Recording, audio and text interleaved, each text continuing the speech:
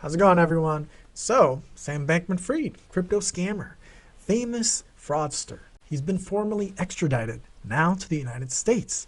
He appeared in the Bahamas court, right, this week, telling the presiding magistrate, I'm doing okay.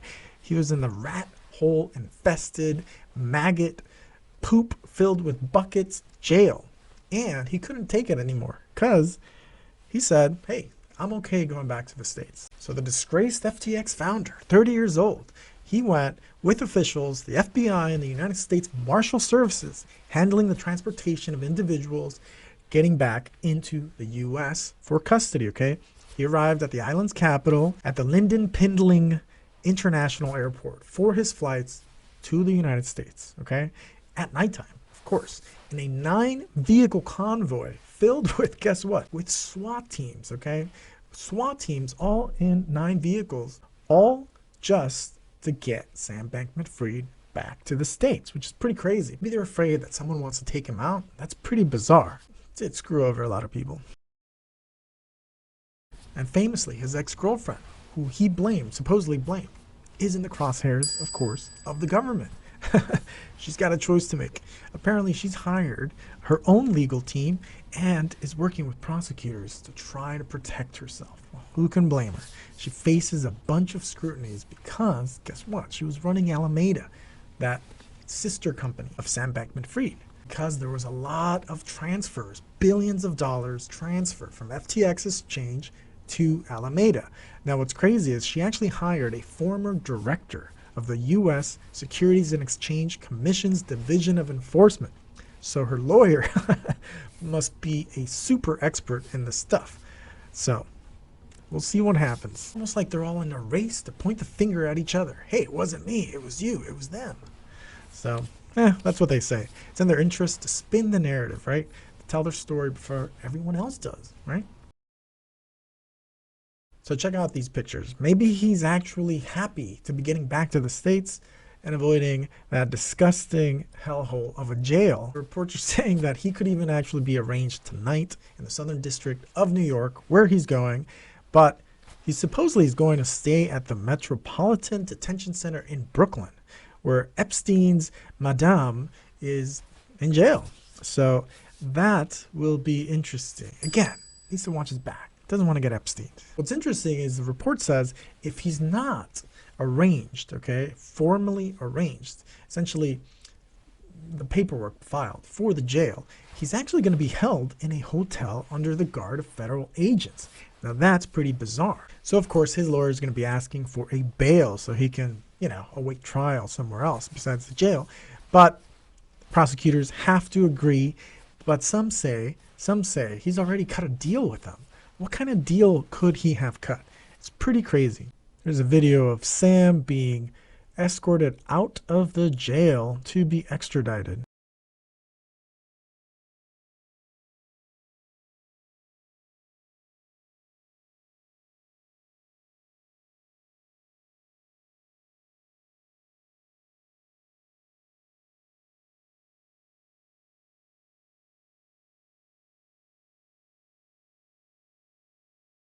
Look, he's got SWAT team defending him, okay?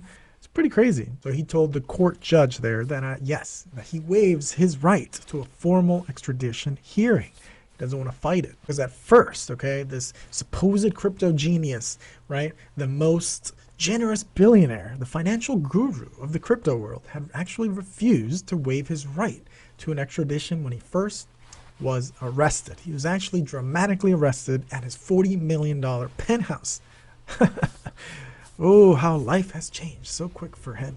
And of course, he was denied at first. He was denied house arrest and bail. That's how he ended up in that whole prison, the Fox Hill prison. He changed his mind, though, of course, because it's notoriously disgusting.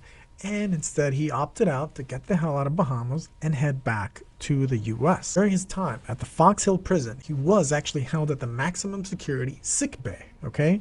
This is before being formally put into the general population in the jail.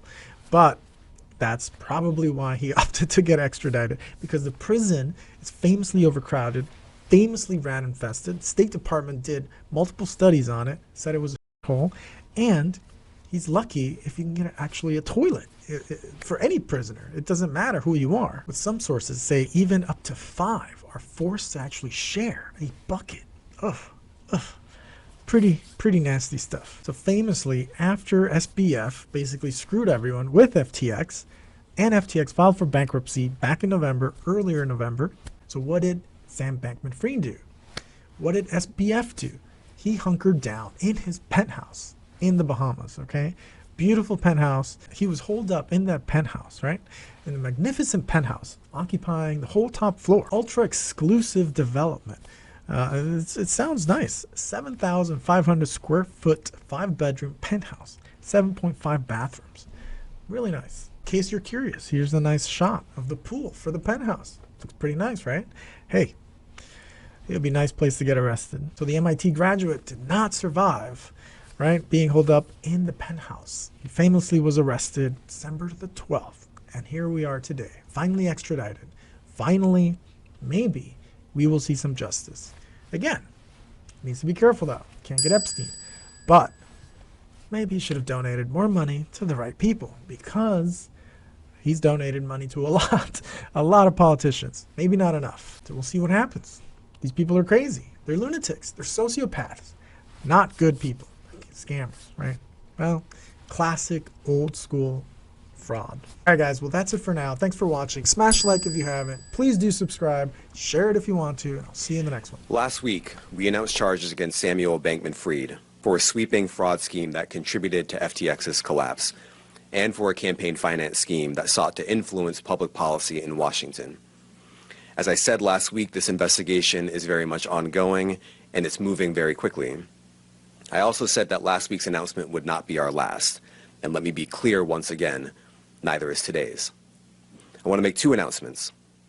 First, I'm announcing that the Southern District of New York has filed charges against Caroline Ellison, the former CEO of Alameda Research, and Gary Wang, a co-founder of FTX, in connection with their roles in the frauds that contributed to FTX's collapse. Both Ms. Ellison and Mr. Wang have pled guilty to those charges, and they are both cooperating with the Southern District of New York. Let me reiterate a call that I made last week. If you participated in misconduct at FTX or Alameda, now is the time to get ahead of it.